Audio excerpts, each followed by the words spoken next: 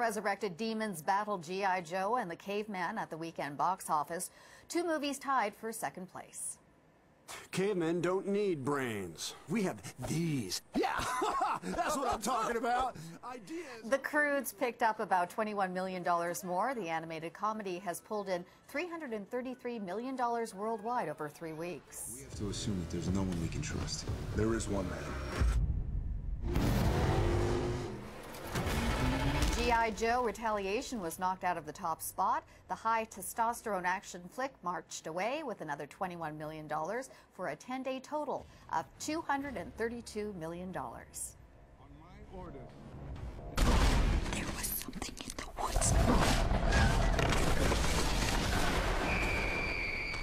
Moviegoers were possessed by Evil Dead, the reboot of the 1981 horror classic that features young people, a cabin in the woods, and evil. It scared up $26 million, making it 10th on the all-time list of horror remakes. Joining us now in Toronto is Jason Gorber, a film critic at twitchfilm.com. Thanks so much for joining us. Hi, Jennifer. So let's start out with the week's #1 film. What are your thoughts on Evil Dead? It looks great. Well, I really didn't like it. Oh, really? And here's why I didn't like it. I mean, first of all, I never really grew up as a really big horror guy. I wasn't really into it for what it's worth. I loved Hitchcock, I loved suspense movies, but the sort of slasher horror film wasn't really my thing. I saw Evil Dead in connection with Evil Dead 2, which is when Sam Raimi realized how silly his first movie was. He made a very sarcastic film with Bruce Campbell, sort of making fun of all this sort of horror tropes that he sort of dealt with.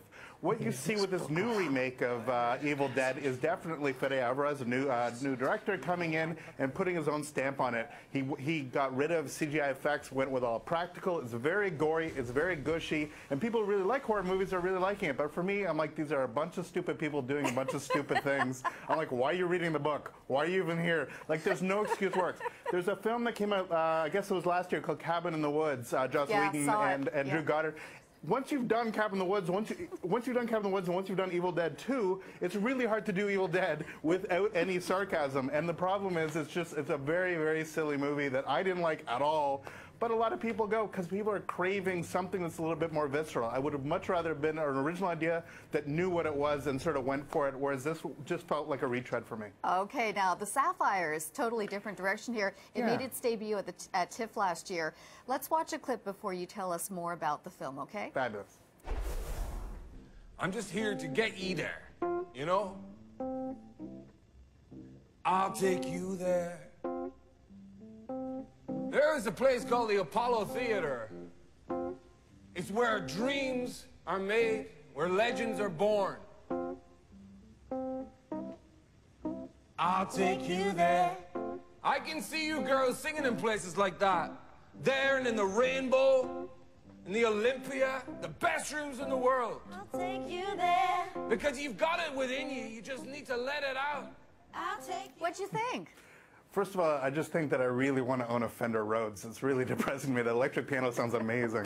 This is a film, it's a very sweet film based on a true story about a bunch of Aboriginal girls from the middle of the outback who get co-opted to be basically on a USO tour in Vietnam for American soldiers to do Motown-style songs. So they're looking for somebody slightly more ethnic, for lack of a better word. So they get these girls who sing Motown and Stax-style songs, go out in the jungle and do their thing. It's not a perfect film, but it's an incredibly feel-good movie, and it's playing in exclusive engagements across the country. I definitely think you should go see it. It's sort of a mix of Commitments meets Good Morning Vietnam, but in a really good way. Okay. It's sweet and it's heartwarming. I really think it's worth seeing. We're unfortunately running out of time. Let's talk about Jurassic Park 3D. Amazing. Go see it. Yeah? Definitive version of the film. It's 20 years after the fact. To see the dinosaurs on the big screen again for an entire generation that hasn't had a chance to, definitely go see it. The 3D conversion is fantastic.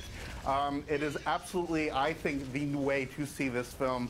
Spielberg's been great. He has a great visual eye for 3D, so definitely the way to go. And to hear the dinosaurs screeching in a modern theater is a fantastic way to actually take in the film.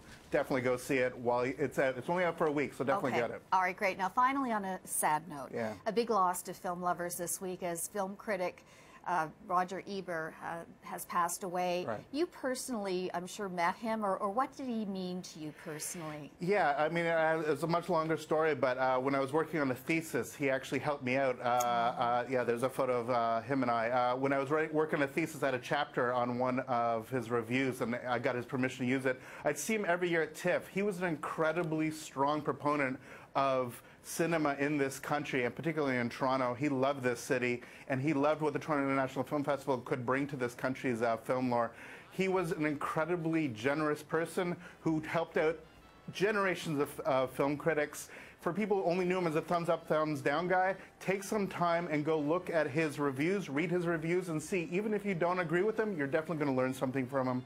He was an incredible talent and absolutely a spokesperson for my generation and below for film criticism. He will be missed tragically. And to this day, I'm dying to know, I know he would disagree with me on Jurassic Park. I want to read his review. He hated 3D. But did he? But I think, yeah, he was all angry about 3D. I think it was totally wrong, but even in his arguments where he was wrong, I would still learn something about it, and that's the best way of film criticism. You don't need to agree with me, but you should probably see what I'm arguing or what he was arguing, make your own decision based on that, and actually sort of move forward from there. So. He certainly was one of a kind. Jason Gorber, film critic at twitchfilm.com. Great to talk to you. Thanks so much. Thanks so much.